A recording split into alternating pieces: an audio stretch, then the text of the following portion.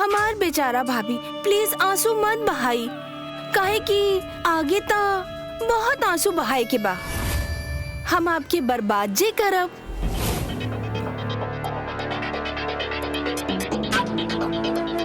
भाभी, प्रूफ के बिना जितना भी चिल्लाला कोई यकीन ना करेला, और हम गेम ही ऐसन खेले नहीं, हमार प्लान ही ऐसन बा। इन बिटवीन अनजान लोग के अपन फोन कब्बो ना देवे के चाहिए। कब फोन के कोई कार्ड डिलीट कर दी पता ही ना चलेला। इस सब अंजलि के ही गेम बा। हमार प्यारी भाभी, हमार न्यारी भाभी, हमार बेवकूफ भाभी, आप ता अंजलि से पंगा लेनी है, अब आपके ही जाई जान। देखी प्यारी भाभी, हमार प्यारी भाभी। पहले हम आपके और शौर्य के घर से फिकवा देनी, और अब सारा प्रॉपर्टी हमार नाम हो जाई, और फिर ओकरा बाद प्यारी बेचारी बूढ़ी माँ गेट आउट। और भाभी, तू अपन घर के सिर्फ बर्बाद होते देख सकेलू, लेकिन हमके रोके के लिए कुछ ना कर पाईबू।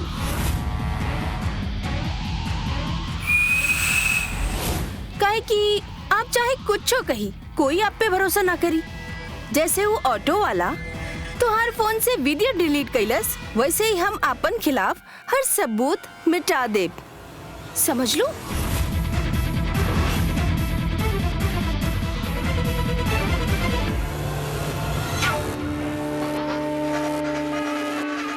भाभी, आपके राम राज्य खत्म, हमार रावण राज शुरू।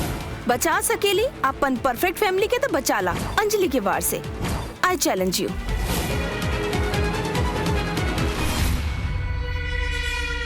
महक, अब तो तू खुश बाड़ू ना? इतना मुश्किल से एगो जॉब मिलल रहे, वो तू आके हमसे छीन ले लू। अरे हालत ठीक होके देबू कि नहीं? जानत है तू जानबूझ के ना कैलू, लेकिन अपना ऊपर काबू रखे के सीखम है। हर मसला खाली तोरे बारे में ना होला। ए वक्त तू सच के देख ना पा रहल बड़ा, यही से हमके गलत समझ रहल बड़ा। अरे बंद करा अपन बकवास यार। शौर्य, तनी ठंडा दिमाग से सोचा। इतना बड़ा, इतना अच्छा जॉब, वो 2 दिन में तोहरा पास आ गई। ऐसन कबो हो सकेला का? कुछ न कुछ तो ऐसन बाजे। मैं कुछ नहीं है, ये सिर्फ तोहार पागलपन है।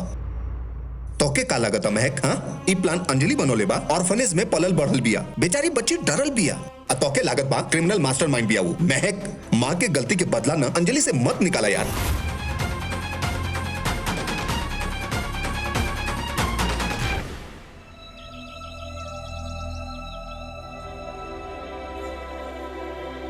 हे माता रानी, यहाँ बात बना दी। हाँ,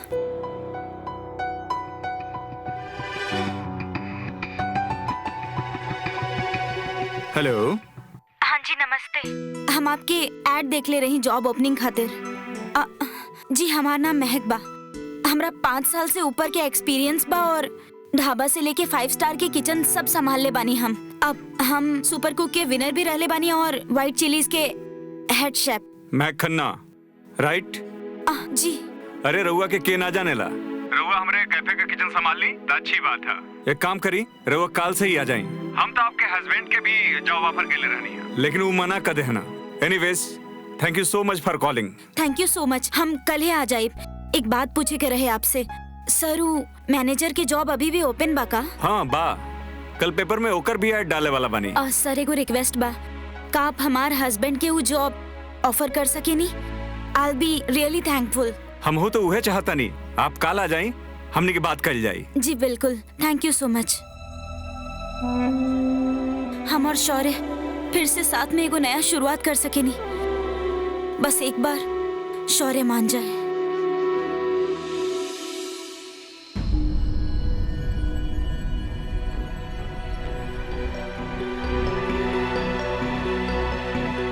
बड़ा मुश्किल से एगो नौकरी मिलल रहे, उहो हाथ से चल गई। जल्दी कोनो नौकरी ढूंढे के पड़ी, वरना सब गड़बड़ हो जाई।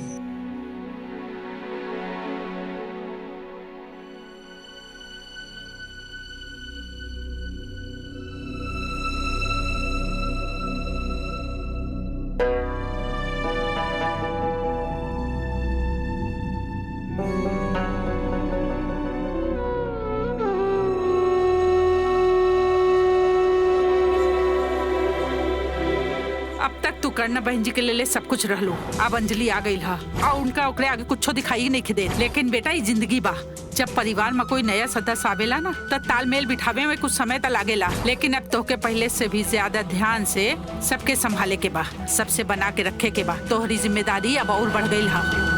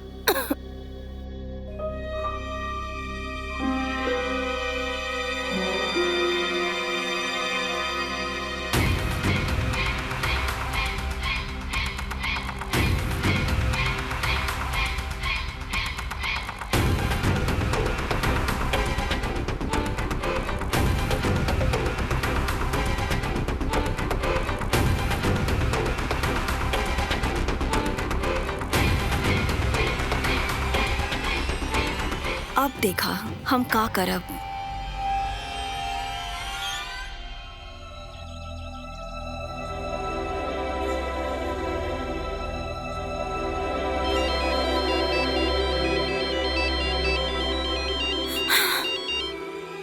कुछ पता चलल? हाँ दी, बहुत कुछ पता चलल।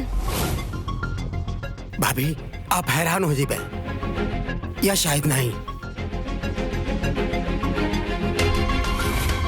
थैंक्स, हमके यह तरीका से अपडेट देते रही है।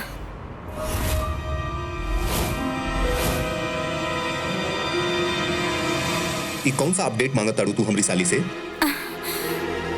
ओ शौर्य, नेहल के ना मॉर्निंग सिकनेस हो रहल बा, तो हम ओकरा काढ़ा के रेसिपी देत रही। ओ वैसे आज ई पटाखा कहाँ फूटे जात बा? शौर्य, हमरा के जॉब के ऑफर मिलल बा। हम सोचले रही अपॉइंटमेंट लेटर मिले के बाद तोरा के सरप्राइज दे, बाकी रुकल ही ना गई।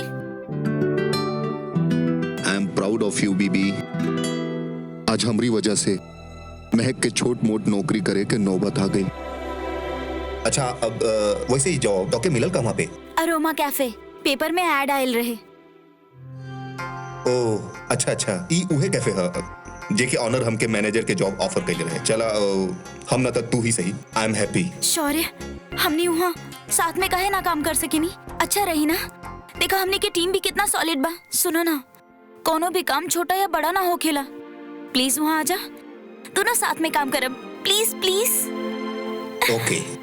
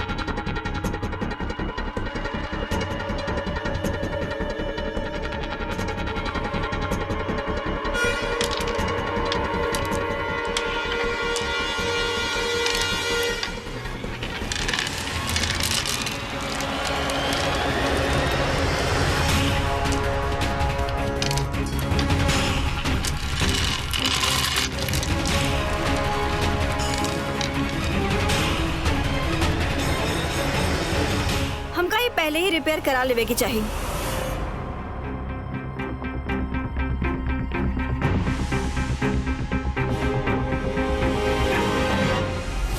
अरे जयमाला तो पूरा टूट गई। चला मोती उठाए में हमार मदद करा। अरे ईका इता सारा बिखर गई। आवा लल्ला मदद करा हमार, उठावा जल्दी से।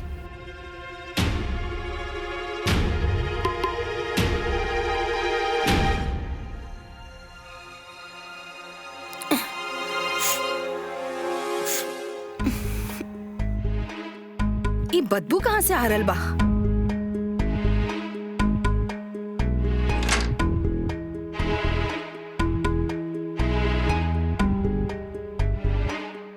ई बैग में का बा?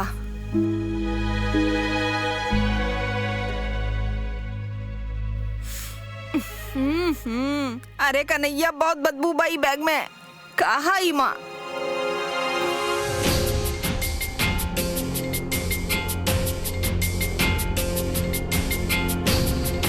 अरे राम। मौसी आप ठीक तो है ना? का भइल? अरे कन्हैया, बहुते बदबू है लल्ला, बहुते बदबू है। ये बैग में का बा? ई बैग से तो बहुते बू आ रहल बा। ई बैग अंजलि से कमरा से मिलल बा। तनी पूछी ना ओकरा से का बा ई माँ। अंजलि, ये बैग तोहार बा ना? तो ई में शराब के बोतल कहाँ से आइल? हाँ, ये बैग हमार बा, लेकिन ये बोतल हमार नहीं है। हम शराब ना पिए नी माँ। अगर आपके यकीन नहीं किया आवत तो आप हमार ब्लड टेस्ट करवा ली। माँ, हमके फसावल जा रहा बा। ये बैग तोहार बा कि ना? हाँ माँ, बैग हमार बा। ई में बोतल रखल गइल बा। अगर आपके हम पर भरोसा ना हो तो हम ये घर छोड़ के चल जाए, लेकिन अगर आप हमके कब्बो बेटी माने ली हो तो एक बार ही हमार खातिर सबके कमरा चेक कराई। सच्चाई आपके सामने आ जाई माँ। माँ प्लीज एक बार कमरा चेक करवा ली सबके। आवारा!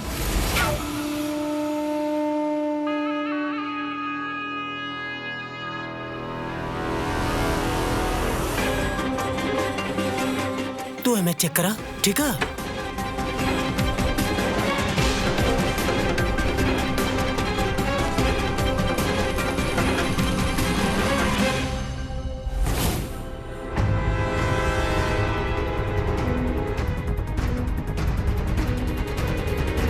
चला, मैं भी अलमारी में से शराब के बोतल और बिल मिला ला।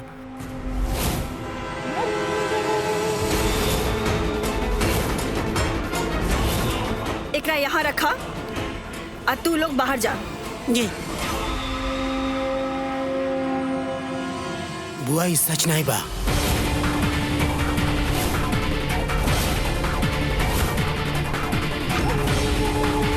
जिज्जी, कोनो नतीजा तक पहुँचा से पहले जांच पड़ताल तक कर ली।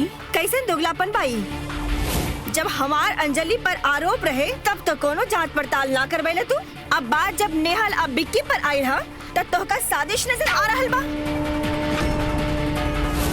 नेहल और बिक्की, तू दोनों अपन सामान बांधा और निकला यहाँ से।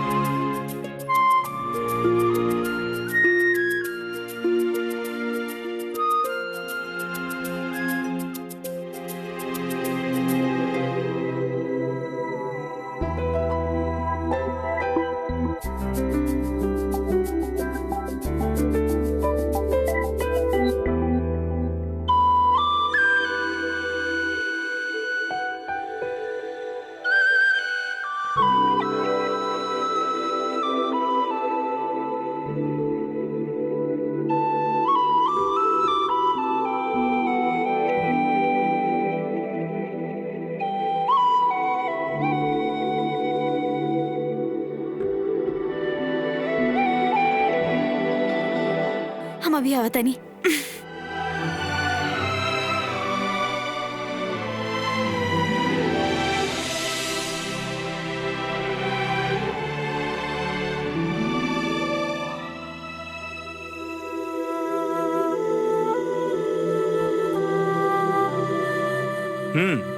अमेजिंग, बहुत बढ़िया।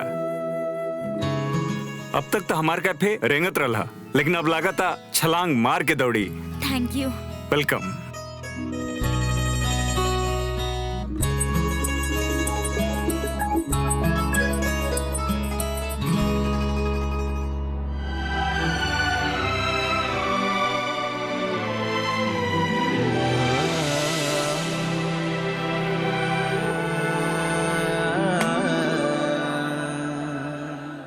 पर बुआ आप हमार बात तो सुनी, हम प्रेग्नेंट हई। आफ्टर ऑल हम कहाँ जाए? जा अपन बहन और जीजा जी के पास। उनके इशारा पर तू ही सब करत रहलू ना। थैंक यू माँ, हमके सच सामने लाए के मौका देवे खातिर। Thank you so much. Sorry बेटा, हम तोहरा पर शक करके बहुत बड़ी गलती कईनी। प्लीज माँ, आप सॉरी मत बोली। पता न काहे मैं एक भाभी हमार जान के पीछे पड़ गई हा।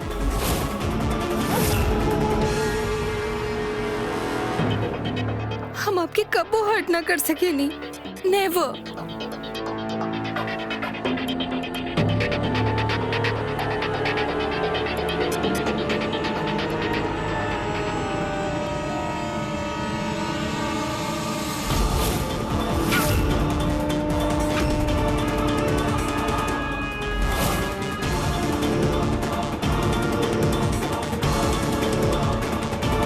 बस बेटा, ई बार हम महक के माफ ना करब। सजा मिली ओके। हम अभी शौर्या के कॉल लगावा तनी।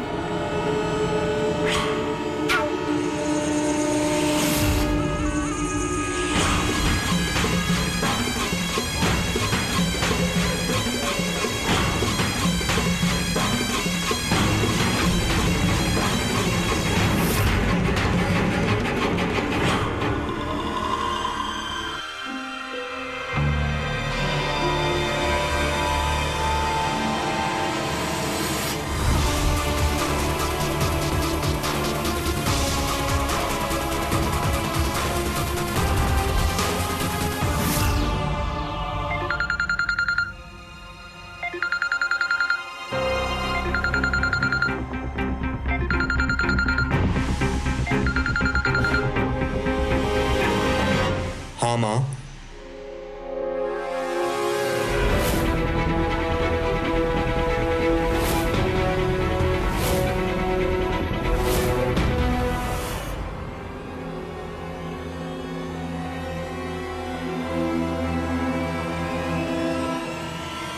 तोके पता बना विकी अनेहल का बाने? एंड डोंट टेल मी तोके नहीं पता। वो लोग अल्कोहल के बोतल अंजलि के कमरा में रख दिए ने। यू नो महक, हम डिसाइड नहीं कर पावत कि हम डिसअपॉइंटेड बानी या डिस्गस्टिंग। यार प्लीज महक, कोनो सफाई मत दिया। सब गलती तोहार बा। ये सब हवा तहार चलावल है ना।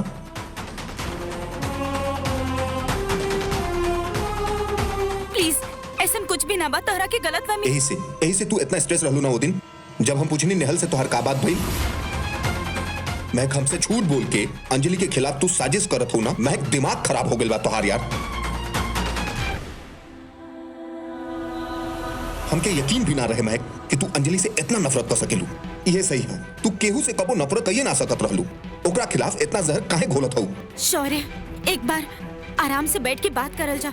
अरे नहीं करे के तो से बात यार, नहीं सुने के तोहार सफाई हमके समझ में नहीं आवत। माँ से अलग करके भी तू अंजलि के पीछा काहे नहीं कुछ छोड़त? हमार लाइफ बर्बाद करके हमार पीस बर्बाद कर देलू। अब का हमार जिंदगी बर्बाद करके मनबू तू?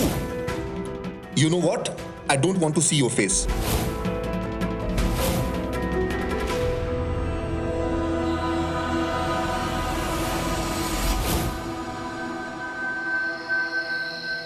नेहल, अभी तरह के टेंशन लिए के कोनो जरूरत नहीं है। अपन बच्चा खातिर हैप्पी थॉट्स रखा। हम बानी ना, टेंशन लिए खातिर हमरा ऊपर छोड़ता। हम जाना तानी तू सच्चा दिल से मेहनत कर ले बाड़ू, बाकी कोनो बात ना। लेकिन भाभी, भैया हमसे मिलिए भी ना का। वो हमरा से बहुत गुस्सा बा, हमरा देखे भी ना चाहेला। तू दोनों से भी बहुत नाराज बाड़े हूँ। हम ओकरा बतैनी कि तू लोग यहाँ आइल बड़ा, बाकी हूँ पलटले तक ना। समझ ना आ रहल कि ओकरा कैसे मनाई, कहाँ करल जाए। मौसी, हेलो। अरे का बहू, धीरे धीरे घर खंडर हो जाता। जे बात के हमार मन में डर रहे वो सच साबित होता। अब तो नेहल और विकी भी यहाँ पर आ गए ले। आप वहाँ पर बिल्कुल अकेला पड़ गई नहीं। अब का हुई कुछ समझ ना आ रहल बा। अरे होई का, वह होई जे नाग फनी अंजलि चाही। अरे बेटा, विक्की और नेहल के जाए के बाद ई लड़की बहुत नाटक कैली। सबके गरियाई उकोसली है, अपन आप के लाचार और बेचारा साबित कैली और सबके मक्कार और धोखेबाज साबित कैली जिज्जी के सामने। अपन दुख भरी दास्तान सुना के सारा जायदाद अपन नाम करवा रही है। जही कल जिज्जी कचहरी और कर दी है सब अंजलि के हवाले।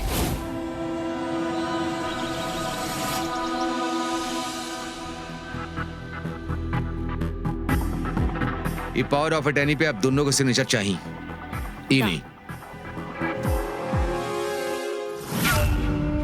कसम शैतान के, माँ के दिल में उतर के दिमाग में ऐसन कीड़ा भरब, घुल घुल के पागल होके मरी ई। न बेटा, न बहू, न सगा संबंधी, केहू भी ना ऐसन जे माँ के बर्बाद होए से बचाई। अंजलि, अब बेटा तू साइन कर दो।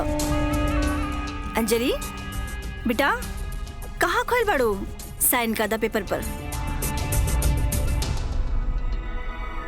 माँ, कहीं भैया और भाभी हमके गलत तो ना समझी? जिकरा जे समझे के बाद समझी, हमके कोनो फर्क ना पड़ेला। हमार दिल साफ बानू बेटा, साइन करा।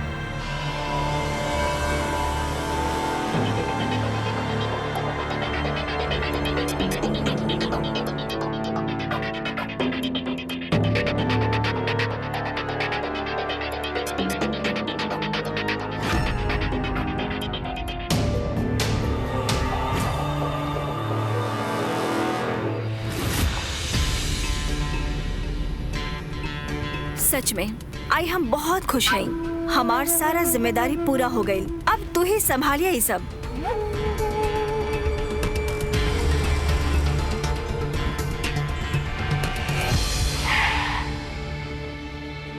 का भाई ड्राइवर? कचरा अगल बा इंजन में चेक करता नहीं। ध्यान काहे ना रखेला तू लोग?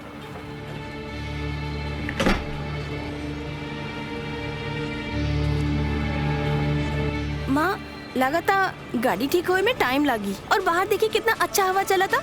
चली ताजा हवा खाई। आई।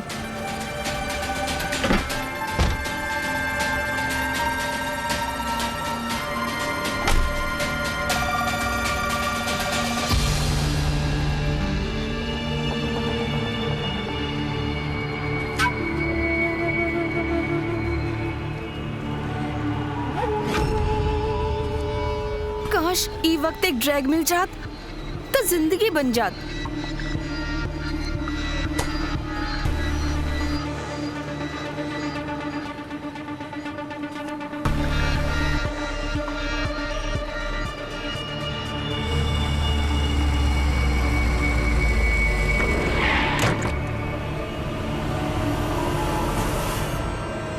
छोड़ो मम्मा, अंजलि, छोड़ो mamma, Anjali, Anjali, Anjali, Anjali, help, please help, please, Anjali के कोई बचावा।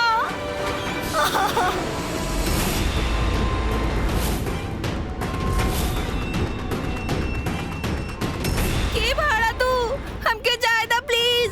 शैतान की कसम, तू जानत नहीं कि हमरा हम बता रहा नहीं एकरा बदला लेब हम तो से।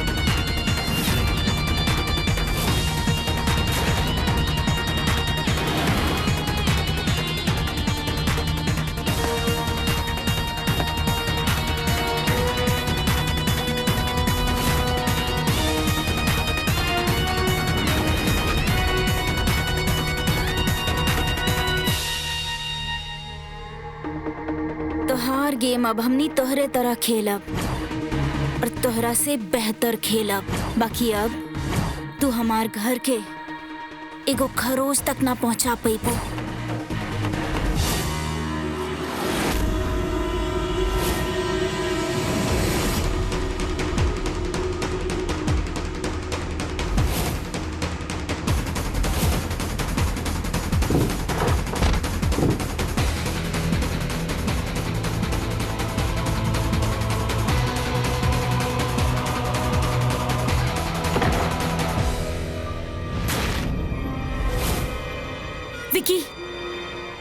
भाभी।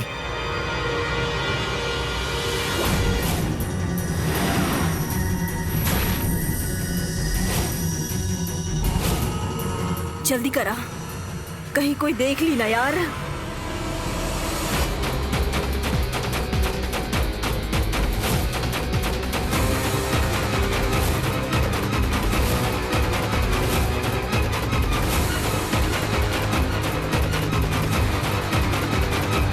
शैतान की कसम, तो के पता नहीं कि क्या है हम ढूंढ ढूंढ के मारा मन तू लोग के। छोड़ा ना हम। अंजलि से पंगा ले रहा तू। दी पता ना बुआ कहाँ फंस गई है यार। जहाँ फसल बाड़ी वहाँ से अब हमनी उनका के निकालब। हमरा के पता बा हमनी जे कर रहल बानी वो गलत बा, बाकी ई सही खातिर ही हो रहल बा। और अब हमनी के एक तीर से दो शिकार करे के पड़ी। का मतलब भाभी? ध्यान से सुना। शौर्य, महक तब तक ऐली ना? कहाँ रही गली? दूसरा ही दिन है आज। गुड मॉर्निंग सर। सॉरी हम लेट हो गई। नहीं, किचन के सामान लावे के रहे तो शॉपिंग करे में लेट हो गई। हम अभी काम शुरू करतानी। हम ही के ज्ञान दे ले, खुद लेट आवे ले।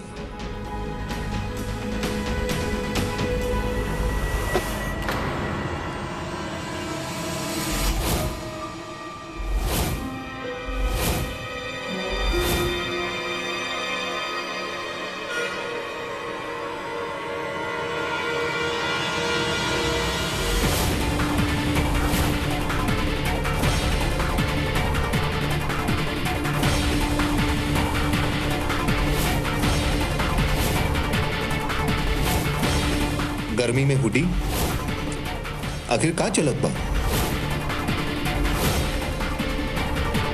अंदर एसी चल रहल बा फुल पे। एकरा पहन के काम करब। शौर्य लल्ला, मौसी का भइल? शौर्य लल्ला, अंजलि के केहू किडनैप कैलस।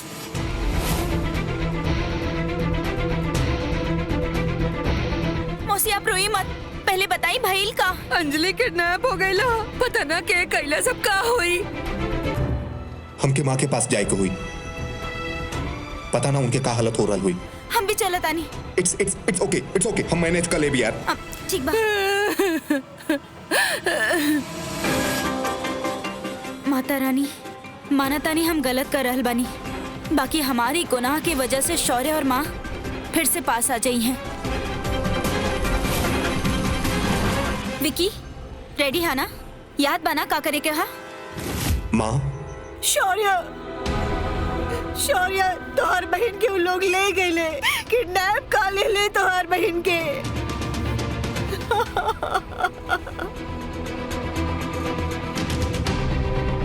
शौर्य अगर अंजलि के कुछ हो गए माँ, तो अंजलि के कुछ ना हुई। हम ओके ढूंढ के लेके आए, बिल्कुल सही सलामत लेके आए। माँ, जब तक अंजलि के भाई जिंदा बना, अंजलि की आंच ना आई। हम आपसे वादा करता नहीं। जिज्जी, पानी पी ली। इंस्पेक्टर, कार डेवलपमेंट पा छोड़ब ना तोके, जे भी है तोके पता ना मंजली है।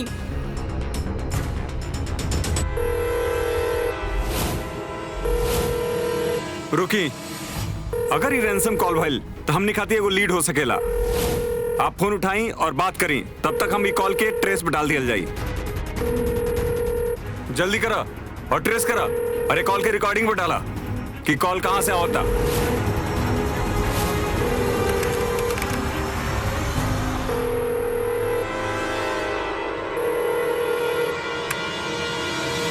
अब उठाई। हेलो, अगर तू लड़की की सलामती चाहत बड़ा तो वक्त मत बर्बाद करा हमार। अपन डिमांड बतावा। खोला एकरा के। हम फिर फोन करब आपके। हेलो। प्रोफेशनल लगाता 30 सेकंड से पहले कॉल डिस्कनेक्ट कर देलस, ताकि कॉल का ट्रेस हो ना पावे। कोनो बात नहीं, हमने का अगले कॉल का इंतजार कर जाई।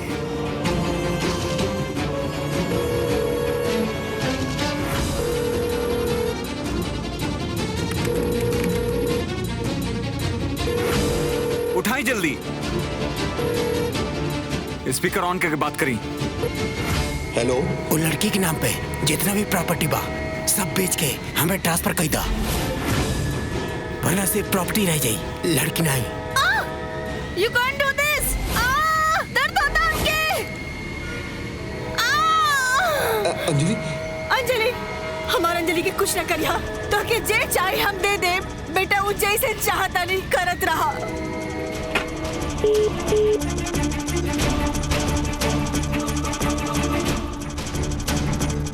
एक कॉल तो अलग नंबर से बनी, मतलब कि ओकरा पास मल्टीपल नंबर बनी, फिर तो वो कहीं से भी कॉल कर सकेला। तू डिटेल शेयर करा टेक्निकल टीम से जल्दी। लेकिन ट्रेस ना होइल हा सर।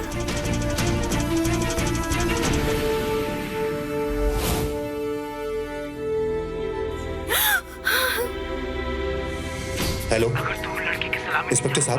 तब वक्त मत बर्बाद कर हमार। अपन डिमांड बतावा। खोला एकरा के। सारे चेक पोस्ट पर नाकाबंदी लगा दल बिया सर।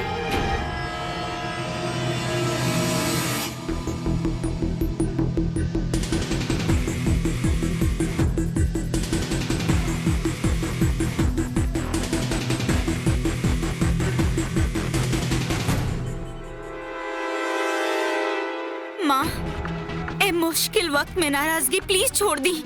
ए वक्त हमनी सबके साथ रहे के चाहिए। हम मंदिर गइल रही, अंजलि के सलामती मांगे। जी गलती भइल बा, अब वो सारा सुधर जाई।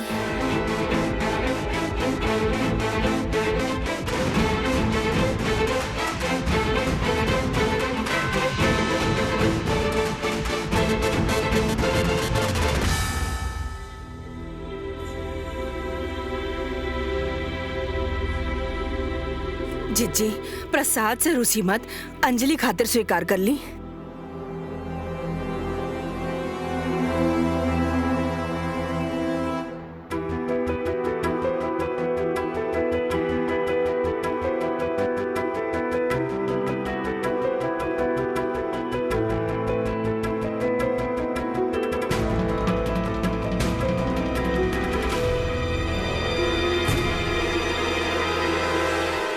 जैसे ही हमके पता चलल यहाँ का भइल हा, हम जल्दी जल्दी भाग के आ गए नहीं। विक्की भी शहर में ना बिया। नेहल, तू ठीक तो बाड़ू? शौर्य, हमनी के जल्द से जल्द अंजलि के ढूंढे के चाहिए। वक्त ना बर्बाद करे के चाहिए, ना तो माँ की तबीयत बहुत खराब हो जाई। अब वॉइस रिकॉर्डिंग वो सुन सके नहीं हम। हेलो। वो लड़की के नाम पे जितना भी प्रॉपर्टी बा सब बेच के हमें ट्रांसफर कर दा, वरना सिर्फ प्रॉपर्टी रह जाई, लड़की नहीं। You can't do this! एक बार रिवाइंड करी प्लीज।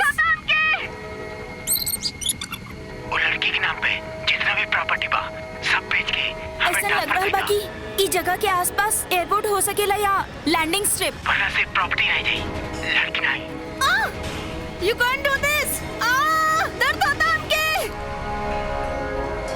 विकी, अब से जब भी फोन करी हा तो याद रखिया कि पीछे कोनो एयरपोर्ट या रेलवे स्टेशन के आवाज आवे के चाहिए। जी भाभी। इंस्पेक्टर साहब, बैकग्राउंड में एक और आवाज आवता, चेक करी तो प्लीज। रेलवे स्टेशन के अनाउंसमेंट जैसन आवाज बा। मतलब ई जगह कोनो एयरपोर्ट या रेलवे स्टेशन के आसपास बा।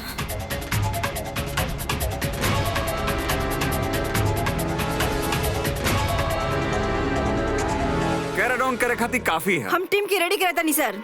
ये एरिया में अबेंडन फैक्ट्रीज बाड़ी सा, यहाँ से शुरुआत कर जाए। यस सर।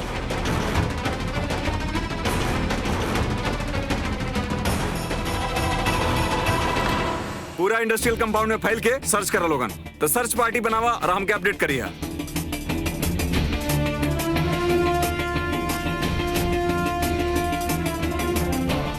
विकी, हमने आ गए नहीं, स्टे अलर्ट।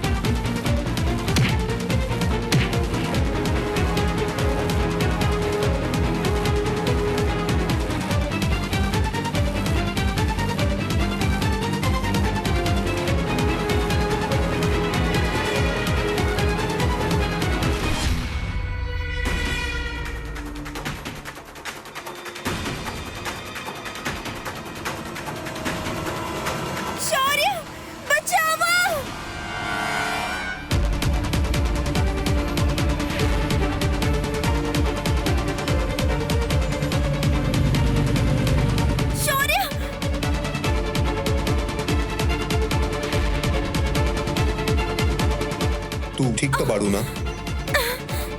हाँ, हम यहाँ भागते भागते आ गए नहीं और गिर गए नहीं यहाँ पर, और ये हमरा ऊपर गिर गई।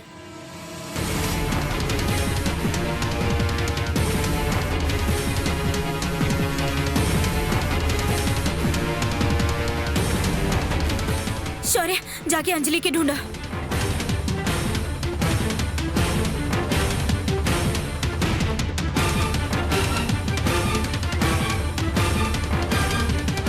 भैया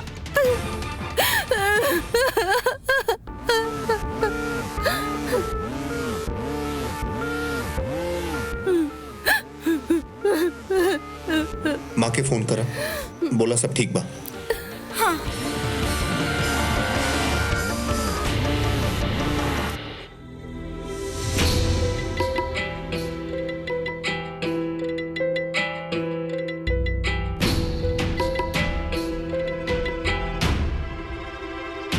कैसन बाड़ू बेटा तू अब?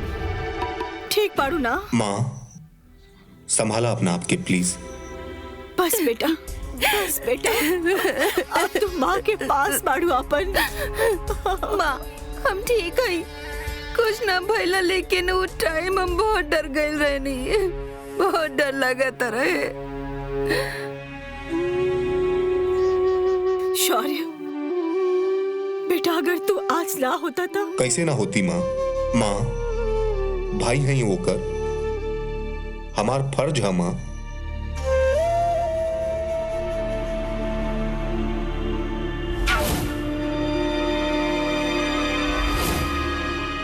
जिज्जी आपन तो आपन ही होला, बुरा वक्त में आपन ही तो आपन साथ होला।